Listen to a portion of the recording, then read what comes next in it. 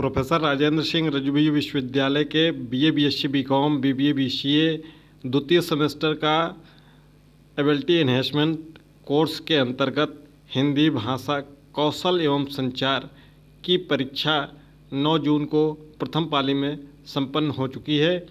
इसके उत्तर कुंजी के साथ हाजिर हैं। आप सभी का स्वागत है इस वीडियो में। तो वीडियो को शुरू करने से पहले चैनल पर अगर नए हैं तो चैनल को ज़रूर सब्सक्राइब कर लीजिएगा इस विश्वविद्यालय की हर एक अपडेट के लिए, ताकि आगे भविष्य में जो भी अपडेट रहे आपको इस चैनल पर मिल सके।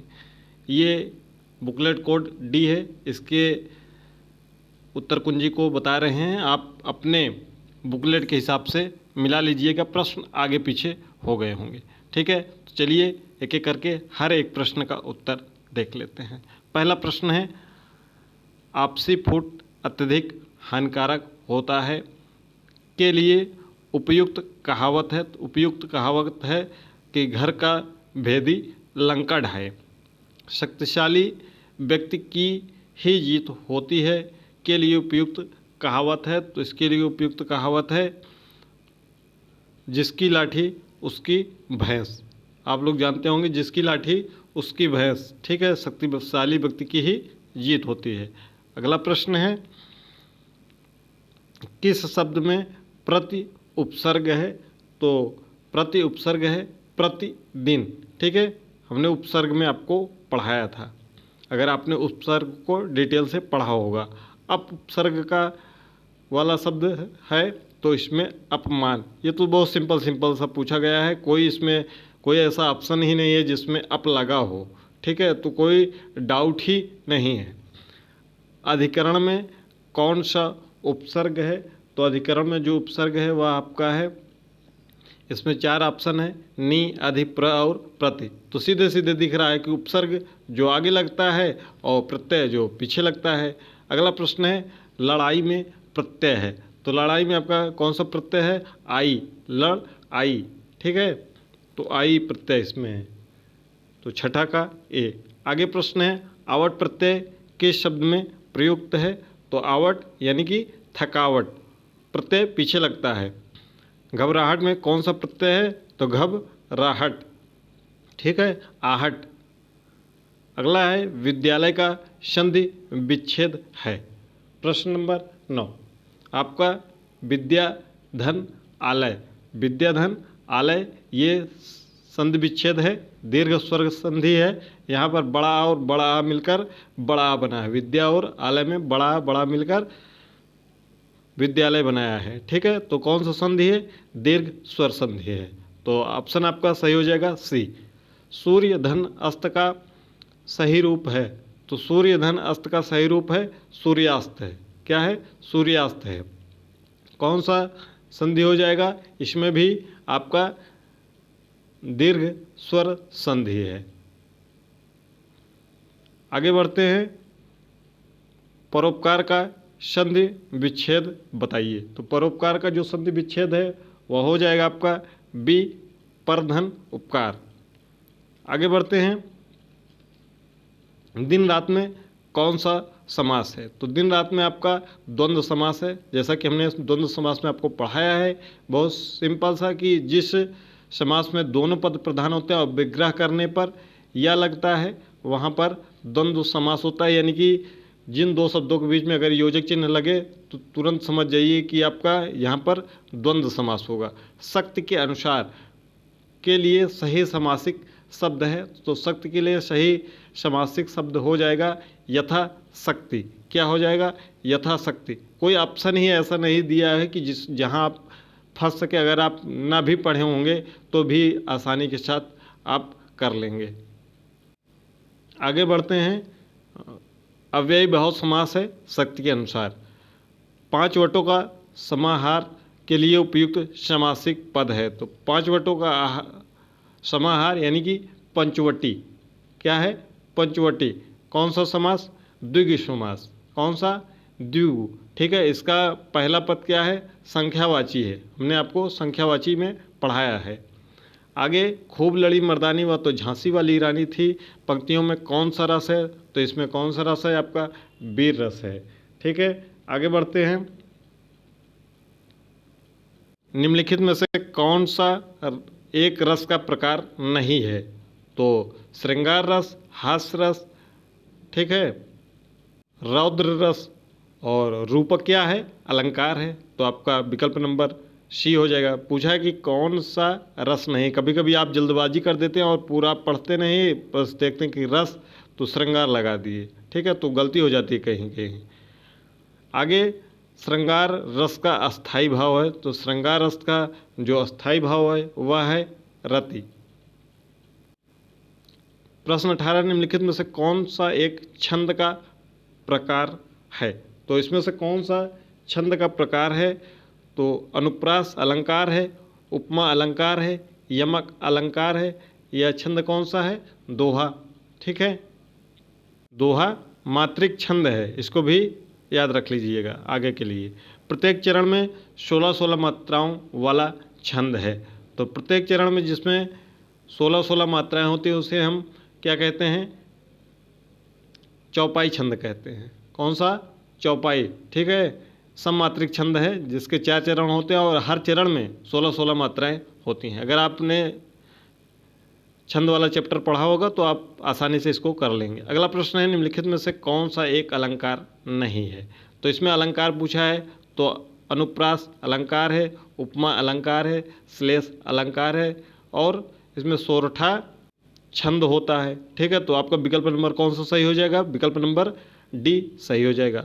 अगला प्रश्न है, चारुचंद्र की चंचल किरणें, तो कौन सा इसमें अलंकार है? तो इसमें अलंकार है आपका अनुप्रास अलंकार है। जैसा कि आप अनुप्रास अलंकार में पढ़ते होंगे कि वर्ण की आवृत्ति बार बार होती है, यानी कि इसमें जो चारु, चंद्र और चंचल, इसमें चा बार बार आया है, यानी कि वर्णों की क्या हुई है? आवृत्ति हुई। वहाँ पर क्या होता है? अनुप्रास अलंकार। तो विकल्प नंबर सी सही होगा। अगला है हिंदी वर्णमाला का प्रथम अक्षर। ये तो जीरो में भी पढ़ने वाला छात्र जानता है कि आ। आगे बढ़ते हैं, री क्या है? तो इसको भी कक्षा जीरो में भी जो पढ़ रहा होगा, LKG UKG, वह भी जान रहा होगा कि री स्वर है। इसको निम्नलिखित में से संयुक्त व्यंजन है, तो संयुक्त व्यंजन आपका क्या है? गा है, छत्रंग और ज्ञा, ये क्या है? आपका व्यंजन है।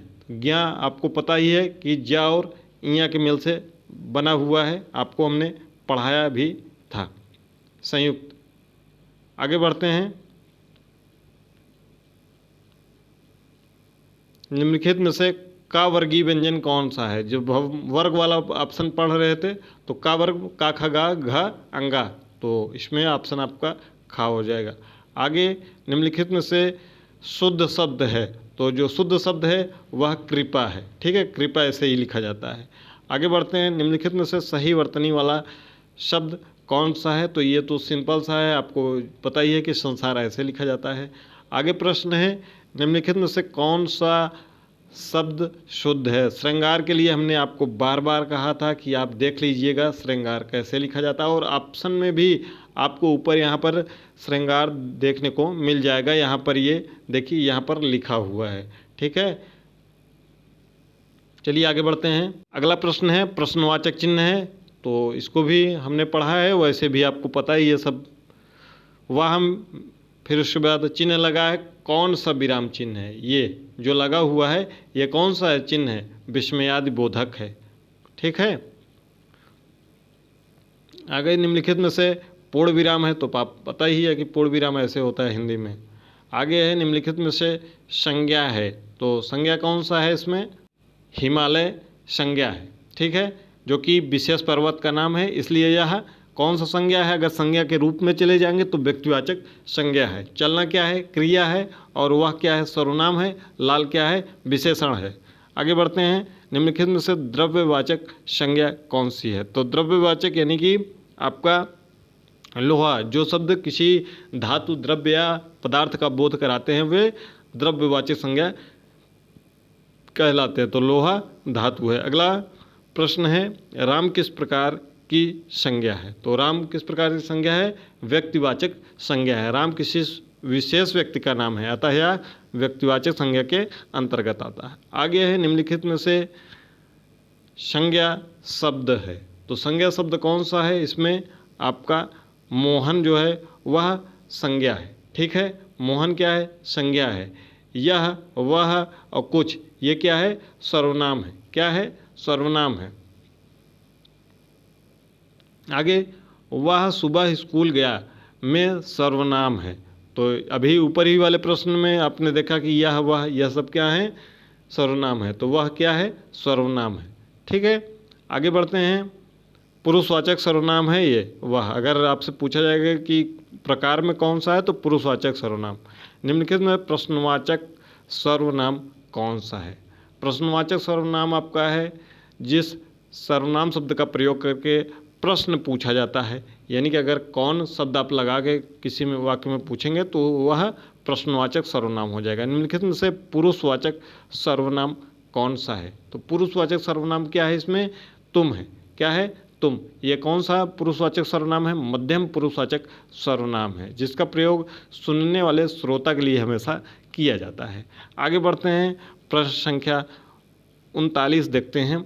यह पुस्तक है में यह किस प्रकार का सर्वनाम है? तो यह कौन सा सर्वनाम है आपका? सर्वनाम में जब आप पढ़े होंगे डिटेल में, जो प्लेलिस्ट हमारे चैनल पर है वहाँ पर आपको बताया गया होगा कि यह कौन सा सर्वनाम है। यह पुस्तक की ओर निश्चित रूप से संकेत कर रहा है, इसलिए यह निश्चयवाचक सर्वनाम है। आगे, काला घोड़ा दौड़ रहा है में विशेषण है। तो काला घोड़ा दौड़ रहा है में कौन सा विशेषण है? काला है। ठीक है, काला शब्द संज्ञा जो घोड़ा है उसके रंग की क्या बता रहा है? विशेषता बता रहा है। यह गुणवाचक विशेषण हो गया। ठीक है, कौन सा विशेषण? अगर प्रकार में चला जाएगा तो गुणवाचक विशेषण। आगे प्रश्न, निम्नलिखित में से संख्यावाची विशेषण है। संख्या तो सीधे सीधे दिख रहा है कि 5, इसमें संख्यावाची विशेषण है। संख्यावाची में भी निश्चित संख्यावाची विशेषण है। आगे बढ़ते हैं, निम्नलिखित में से क्रिया शब्द है। तो क्रिया शब्द कौन सा है? दौड़ना। कौन सा है? दौड़ना। जिस शब्द से किसी कार्य के करने या होने का बोध होता है उसे हम क्रिया कहते हैं। अगला प्रश्न है, मोहन का फुटबॉल खेलना निश्चित है में क्रिया क्या है? तो क्रिया यानी कि खेलना, जिससे कार्य होना पता चलता है। तनु कल भोपाल जाएगी, तो इसमें क्रिया क्या है? तो इसमें क्रिया है जाना, यानी कि जाएगी। ठीक है, आपका विकल्प नंबर डी सही होगा। एक प्रश्न छूट गया था इसमें, मेरा भारत सुंदर देश है में विशेषण क्या है? विशेषण यानी कि जो विशेषता बताता है। किसकी विशेषता बताता है? गुण की विशेषता प्रकट कर रहा है, यह विशेषण है। आगे है, निम्नलिखित में प्रेरणार्थक क्रिया है। तो इसमें प्रेरणार्थक क्रिया जो है वह है लिखवाना। जब कर्ता स्वयं कार्य न करके किसी दूसरे को कार्य करने की प्रेरणा देता है तो उसे प्रेरणार्थक क्रिया कहते हैं, जैसे लिखना से लिखवाना। अगला प्रश्न है, क्रिया की विशेषता बताने वाले शब्द को क्या कहते हैं? तो क्रिया की विशेषता जो बताता है उसको हम क्रिया विशेषण के नाम से जानते हैं। अगला प्रश्न है, राहुल गाड़ी तेज चलाता है में क्रिया विशेषण क्या है? तो राहुल गाड़ी तेज चलाता है में क्रिया विशेषण है तेज। ठीक है, तेज शब्द चलाना क्रिया की विशेषता बता रहा है, तो विकल्प नंबर आपका सी सही हो जाएगा। अगला प्रश्न है, निम्नलिखित में से क्रिया विशेषण है। तो क्रिया विशेषण इसमें है धीरे धीरे, जो कि रीतिवाचक क्रिया विशेषण का सटीक उदाहरण है, जो क्रिया के होने के ढंग को बताता है। आगे बढ़ते हैं, असुर का पर्यायवाची शब्द क्या है? तो असुर का जो पर्यायवाची शब्द है वह राक्षस है। क्या है? राक्षस है। ठीक है, देवता क्या हो जाएगा आपका?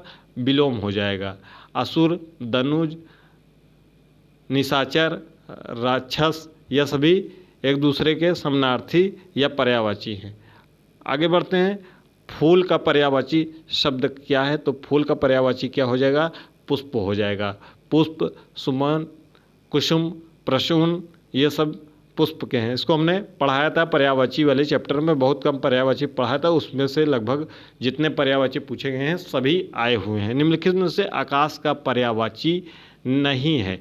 तो पर्यायवाची में आपको आकाश में पढ़ा है कि आसमान, गगन, नभ ये सब आकाश के पर्यायवाची हैं। सर्प जो है आकाश का पर्यायवाची नहीं है, नहीं पूछा गया है। हमने आपको बताया था कि नहीं का विशेष ध्यान रखिएगा। पहाड़ का पर्यायवाची है तो पहाड़ का पर्यायवाची होगा पर्वत। ठीक है, आपको पहाड़ में बताया था कि पर्वत, अचल, भूधर, गिरधर या गिरि, ठीक है, ये सभी पहाड़ के पर्यायवाची हैं। मेघ का समानार्थी यानी कि पर्यायवाची तो मेघ यानी कि नीरद। नीरद, आपको नीरद और नीरद में अंतर भी बताया था। तो पानी का पर्यायवाची है नीरद। ठीक है, तो पानी के पर्यायवाची शब्दों के अंत में, पानी का जो पर्यायवाची होता है उसके शब्दों के अंत में अगर द लगा देते हैं तो बादल का पर्यायवाची बन जाता है। आगे बढ़ते हैं, प्रश्न संख्या आपका 55 नंबर देख लेते हैं। एक से अधिक अर्थ देने वाले शब्दों को क्या कहते हैं? तो एक से अधिक जो शब्द देते हैं, अर्थ देते हैं, उसको हम अनेकार्थक शब्द कहते हैं। अगला प्रश्न है जल और इज्जत। अब यहाँ प्रश्न थोड़ा सा है लेकिन उसमें जो विकल्प है वह आसान है। जल और इज्जत किस शब्द के अर्थ हैं? तो इसमें आपका जो उत्तर हो जाएगा वह है पानी। रहीमदास जी का दोहा है एक, पानी गए ना उबरे, बिन पानी सब सून, है ना एक। तो उसमें क्या है कि 3 है, जल, इज्जत और प्रतिष्ठा, जो चमक है। तो आपका विकल्प ए सही हो जाएगा। भूत का अर्थ है, भूत का अर्थ है बीता हुआ या प्रेत, बीता हुआ और प्रेत, अनेकार्थी शब्द हैं ये सब। चतुर का विलोम है, तो चतुर का जो विलोम हो जाएगा वह क्या हो जाएगा? उल्टा मूर्ख हो जाएगा। अगला प्रश्न है आकाश का विलोम शब्द है, तो आकाश का जो विलोम शब्द होगा वह क्या हो जाएगा? पाताल हो जाएगा। आगे बढ़ते हैं, कौन सा शब्द सज्जन का उल्टा अर्थ प्रदान करता है? तो सज्जन का उल्टा जो है वह क्या है? वह दुर्जन है। आगे बढ़ते हैं, प्रश्न संख्या 61, जय का विलोम शब्द होगा, तो जय का विलोम शब्द क्या हो जाएगा? पराजय हो जाएगा। आगे बढ़ते हैं, अगम के लिए सही विलोम शब्द क्या होगा? इसको भी हमने पढ़ा है। तो अगम का जो विलोम होगा वह हो जाएगा सुगम। आगे बढ़ते हैं, अमर के लिए सही वाक्यांश है, तो जो कभी नहीं मरता उसके लिए हम अमर का प्रयोग करते हैं, इसको भी हमने पढ़ा है। आगे, जिसका कभी जन्म ना हो उसके लिए, तो उसके लिए अजन्मा। ठीक है, आगे बढ़ते हैं, प्रश्न संख्या 65 पर चलते हैं।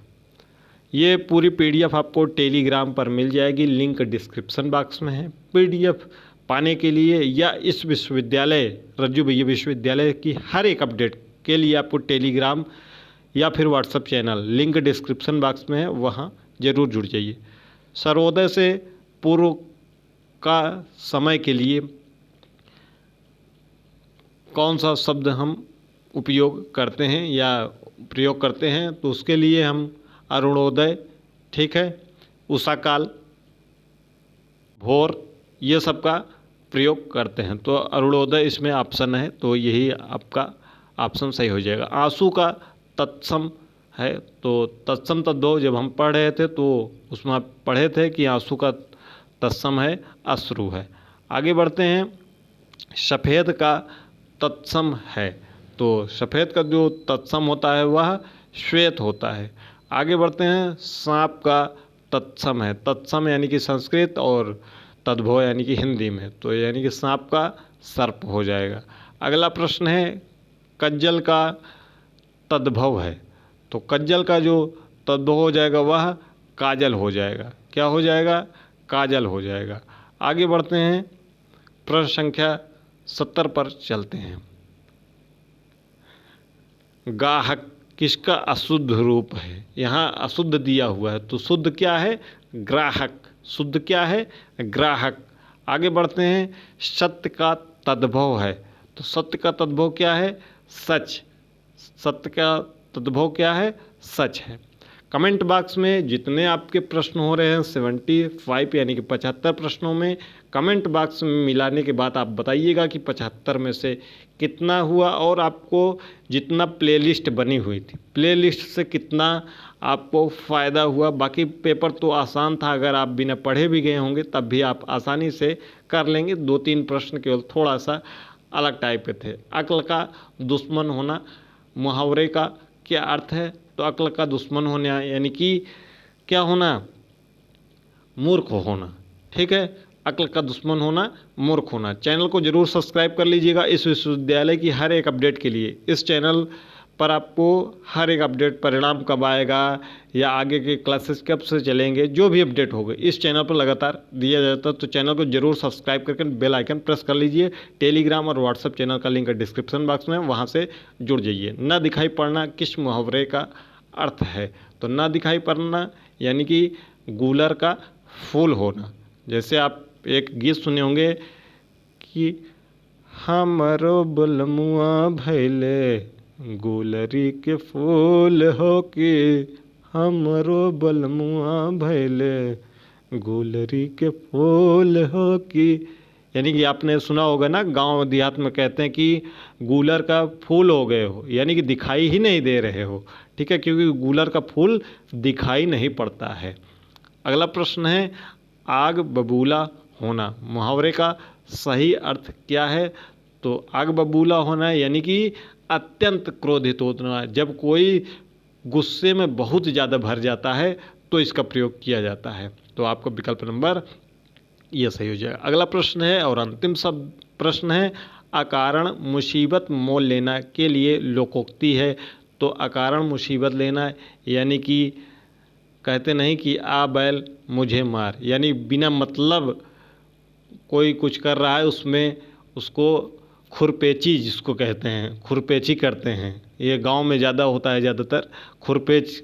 ठीक, तो वही चीज़ें हैं यहाँ पर, आप बैल मुझे मार। ये है प्रोफेसर राजेंद्र सिंह रज्जू BA विश्वविद्यालय से संबंधित BA BSc BCom BBA BCA द्वितीय सेमेस्टर का एबिलिटी एनहेंसमेंट कोर्स के अंतर्गत हिंदी भाषा कौशल एवं संचार का 75 प्रश्न, जो कि 9 जून 2026 को प्रथम पाली में संपन्न हो चुका है। उसकी पूरी डिटेल उत्तर कुंजी। कितने प्रश्न सही हुए कमेंट बॉक्स में बताइएगा। टेलीग्राम व्हाट्सएप चैनल का लिंक डिस्क्रिप्शन बॉक्स में जुड़ जाइएगा।